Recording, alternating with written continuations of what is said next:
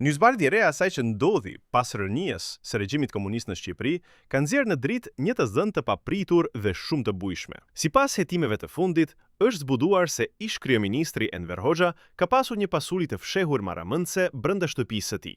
Gjatë një operacioni të zhvilluar pas shumë vitesh, një sasi e madhe ftorirje kykur është gjetur në 4 dhoma të ndryshme të rezidencës së tij, duke çuar në dyshime se pasuria e fshehur mund të arrijë deri në një vlerë prej 15 milion eurosh.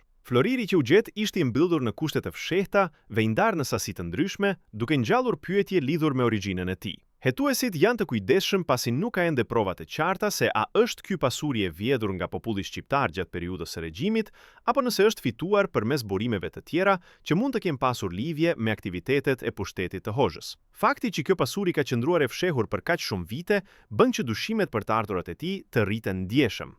Një aspekt që ka tronditur më shumë opinionin publik është se kjo sasi floriri mund të ketë qenë një instrument për të ruajtur pasurinë personale të diktatorit, që ishte gjithashtu një simbol i fuqisë së tij të pakufizuar. Disa analistë sugjerojnë se Hoxha mund të ketë përdorur këtë pasuri për të financuar aktivitete të jashtme ose për të krijuar një fond të errët që mund t'i shërbente tij dhe regjimit të tij, që mbante një kontroll të fortë mbi ekonominë dhe shoqërinë shqiptare.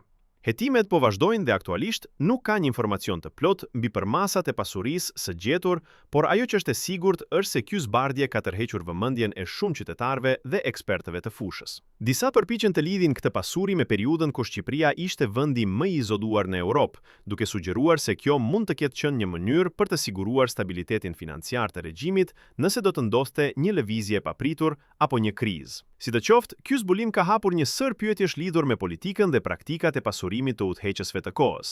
A ishte kjo pasuri e fituar përmes shtypjes së popullit, apo ishte një mënyrë e shfrytëzimit të fuqisë që ai kishte mbi institucionet?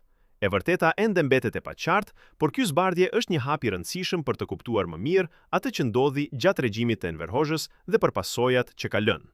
Po ju, çfarë mendoni për këtë situatën? Komentoni mendimin tuaj dhe mos harroni të bëni like dhe subscribe.